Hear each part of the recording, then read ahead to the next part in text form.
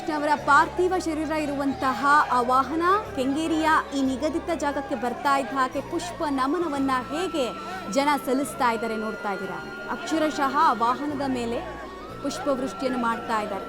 ನಾಯಕನಿಗೆ ಗೌರವ ನಮನವನ್ನ ಈ ಮೂಲಕ ಸಲ್ಲಿಸ್ತಾ ಇದ್ದಾರೆ. ಈಗ ಎಸ್ ಟಿ ಸೋಮಶೇಖರ್ ಅವರ ಕೈಯಲ್ಲಿರುವಂತಹ ಹಾರವನ್ನ ವಾಹನದಲ್ಲಿರುವಂತಹ ಎಸ್ ಎಂ ಕೃಷ್ಣ ಅವರ ಪಾರ್ಥಿವ ಶರೀರಕ್ಕೆ ಹಾಕೋದಕ್ಕೂ ಕೂಡ ಅವರು ಮುಂದಾಗ್ತಾ ಇದ್ದಾರೆ. ಆ ಸಂದರ್ಭದಲ್ಲಿ ವಿಪರೀತವಾಗಿ ಜನ ಮುಂದೆ ಬರ್ತಾ ಇರೋದನ್ನ ಕೂಡ ನೀವು ನೋಡ್ತಾ ಇದ್ದೀರಿ. ನೂರಾರು ಸಂಖ್ಯೆಯಲ್ಲಿ ಜಮಾಯಿಸಿರುವಂತಹ ಜನ ಪ್ರತಿಯೊಬ್ಬರು ಕೂಡ ಗೌರವಯುತವಾಗಿ ಕಳಿಸ್ಕೊಡೋದಕ್ಕೆ ಪ್ರಯತ್ನ ಪಡ್ತಾ ಇದ್ದಾರೆ.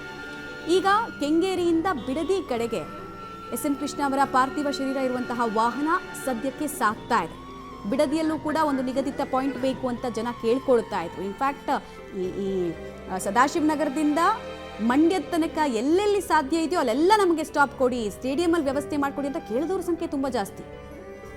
ಬಟ್ ಸಮಯದ ಅಭಾವ ಇರೋದ್ರಿಂದ ಅದಕ್ಕೆಲ್ಲ ಅವಕಾಶವನ್ನು ಮಾಡಿಕೊಡೋಕ್ಕಾಗಲ್ಲ ಅಂತ ನಿನ್ನೆ ಕುಟುಂಬ ಸದಸ್ಯರು ಹೇಳಿದರು. ಕೆಂಗೇರಿಯಿಂದ ಈಗ ಬಿಡದಿಯ ಕಡೆಗೆ ಎಸ್ ಎಂ ಕೃಷ್ಣ ಅವರ ಪಾರ್ಥಿವ ಶರೀರ ಇರುವಂತಹ ವಾಹನ ಸಾಕ್ತಾ ಇದೆ.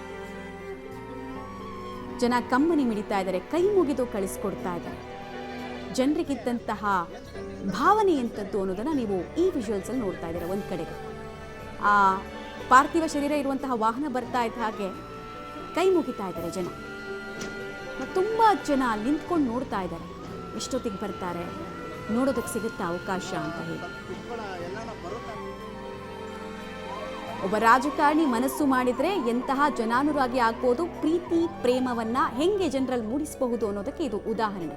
ಪ್ರತಿಯೊಬ್ಬರು ನೋಡಿ ಅಲ್ಲಿ ಫೋಟೋ ತಗೊಳ್ಳೋದಕ್ಕೆ ನೋಡ್ತಾ ಇದ್ದಾರೆ. ಕೊನೆಯ ಕ್ಷಣದ ಆ ವಿಡಿಯೋ.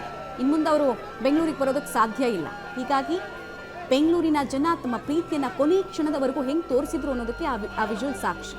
ಈಗಲೂ ಕೂಡ ನೀವು ನೋಡ್ತಾ ಇದ್ದೀರಾ ಕೆಂಗೇರಿ ಟು ಬಿಡದಿ.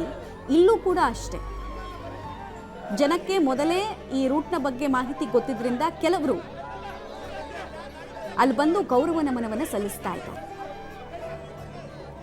ಪ್ರತಿಯೊಬ್ಬರು ಕೂಡ ಎಸ್ ಎಂ ಕೃಷ್ಣ ಕುರಿತಾಗಿ ಒಂದೊಂದು ವಿಚಾರಗಳನ್ನು ಕೂಡ ತಿಳಿಸ್ಬೇಕಾದ್ರೆ, ಹೇಳಬೇಕಾದ್ರೆ, ನಾಯಕ ಅಂದರೆ ಈ ರೀತಿ ಬದುಕಬೇಕು. ಎಲ್ಲರ ಜೀವನ ಕೂಡ ಯುಗಾಂತಿ ಆಗೋಕ್ಕೆ ಸಾಧ್ಯ ಇಲ್ಲ, ಕೆಲವರದ್ದು ಮಾತ್ರ ಯುಗಾಂತಿ ಅಂತ ನಾವು ಹೇಳೋದು. ಅದೇ ರೀತಿ ಎಸ್ ಎಂ ಕೃಷ್ಣ ಅವರು ಕೂಡ ವಿಜುವಲ್ಸ್ ಅನ್ನ ಗಮನಿಸ್ತಾ ಇದ್ದಾರೆ. S T Somashekar, D K Shivakumar ಅವರನ್ನ ಜಾಯಿನ್ ಆಗಿದ್ದಾರೆ.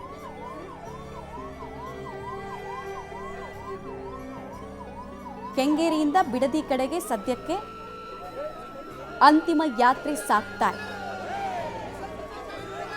ಅಂತಿಮ ಯಾತ್ರೆ ಸಾಕುವಂತಹ ಪ್ರತಿ ಮಾರ್ಗದ ಪ್ರತಿ 100 ಮೀಟರ್ಗೂ ಕೂಡ ಅಲ್ಲಿ ಪೊಲೀಸ್ ವ್ಯವಸ್ಥೆ ಎಷ್ಟು ಚೆನ್ನಾಗಿ ಅಚ್ಚುಕಟ್ಟಾಗಿ ಮಾಡಿದ್ದಾರೆ ಅನ್ನೋದನ್ನು ಕೂಡ ನೀವು ಗಮನಿಸ್ತಾ ಇದ್ದೀರಿ. ಸರ್ಕಾರದ ಮಂತ್ರಿ ಮಂಡಲದ ಸದಸ್ಯರು ಕೂಡ ಜೊತೆಗೆ ಸಾಕ್ತೀವಿ ಅಂತ ಹೇಳಿದ್ರು. ಕೆಲವರು ಸಾಥ್ ಕೊಟ್ಟಿದ್ದಾರೆ, ಇನ್ನು ಕೆಲವರು ಜಾಯಿನ್ ಆಗ್ತೀವಿ ಅಂತ ಹೇಳಿದ್ದಾರೆ. ನೋಡಿ ಅಲ್ಲಿ ಆ ತೆರೆದ ವಾಹನದ ಮೇಲೆ ಹೇಗೆ ಹೂ ಹಾಕೋದಕ್ಕೆ ಮುಂದಾದ್ರು ಜನ ಅನ್ನೋದನ್ನ ನೀವು ಗಮನಿಸ್ತಾ ಇದ್ದೀರಿ. ಪುಷ್ಪ ನಮನ ಮಾಡೋದ್ರ ಮೂಲಕ ನಾಡು ಕಂಡ ಧೀಮಂತ ನಾಯಕ, ಸಭ್ಯ ರಾಜಕಾರಣಿಗೆ ಕೊನೆಯ ವಿದಾಯವನ್ನ ಹೇಳ್ತಾ ಇದೆ.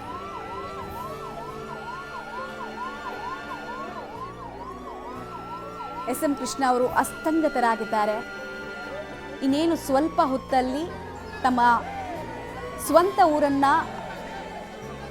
ತಲುಪಲಿಕ್ಕಿದ್ದಾರೆ. ಆದರೆ ಅದಕ್ಕೂ ಮುಂಚೆ ಕೆಲ ಭಾಗದಲ್ಲಿ ಜನ ಅವರನ್ನ ಕೊನೆಯ ಬಾರಿ ನೋಡುವಂತಹ ಇಚ್ಛೆಯನ್ನು ವ್ಯಕ್ತಪಡಿಸ್ತಾ ನೋಡ್ತಾ ನಿಂತಿದ್ದಾರೆ.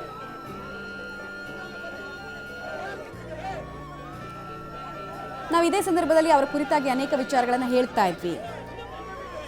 ನೋಡಿ, ವಂಶ ಪಾರಂಪರ್ಯ ರಾಜಕಾರಣದ ವಾತಾವರಣದಲ್ಲೂ ಕೂಡ ಬೆಳೆದ್ರು, ಅದೇ ವಾತಾವರಣದಲ್ಲಿ ಬೆಳೆದ್ರು ಕೂಡ ರಾಮಕೃಷ್ಣ ಆಶ್ರಮದ ಆಶ್ರಯದಲ್ಲಿ ಬೆಳಕನ್ನ ಕಂಡ್ರು ಅವರು ಅಂತೆಲ್ಲ ಮಾತಾಡ್ತಾರೆ ಜನ ಇವ್ರ ಬಗ್ಗೆ. ಕಾರಣ ಅವ್ರ ರಾಜಕಾರಣ ಆ ರೀತಿ ಇತ್ತು. ಅಭಿವೃದ್ಧಿಯ ಟಚ್ ಅನ್ನು ಕೊಟ್ಟರು, ಸ್ಟಾರ್ ವ್ಯಾಲ್ಯೂನ ತಂದುಕೊಟ್ರು ರಾಜಕಾರಣಕ್ಕೆ. ಜನರ ಪ್ರೀತಿಯನ್ನ ಸುಲಭಕ್ಕೆ ಗಳಿಸೋದಕ್ಕೆ ಸಾಧ್ಯನೇ ಇಲ್ಲ. ಪುಷ್ಪಾರ್ಚನೆಯನ್ನ ಮಾಡ್ತಾ ಇದ್ದಾರೆ ಎಸ್ ಎಂ ಕೃಷ್ಣ ಅವರ ಪಾರ್ಥಿವ ಶರೀರ ಇರುವಂತಹ ವಾಹನಕ್ಕೆ ಜನ. ಇನ್ಫ್ಯಾಕ್ಟ್ ಎಲ್ಲರೂ ಕೂಡ ಒಮ್ಮೆ ಹತ್ತಿರದಿಂದ ನೋಡೋದಕ್ಕೆ ಬಯಸಿದ್ರು, ಬಟ್ ಅವಕಾಶ ಅದಕ್ಕೆ ಸಿಗಲಿಲ್ಲ. ಹೀಗಾಗಿ ದೂರದಿಂದಲೇ ಪುಷ್ಪಾರ್ಚನೆ ಮಾಡ್ತಿದ್ದಾರೆ.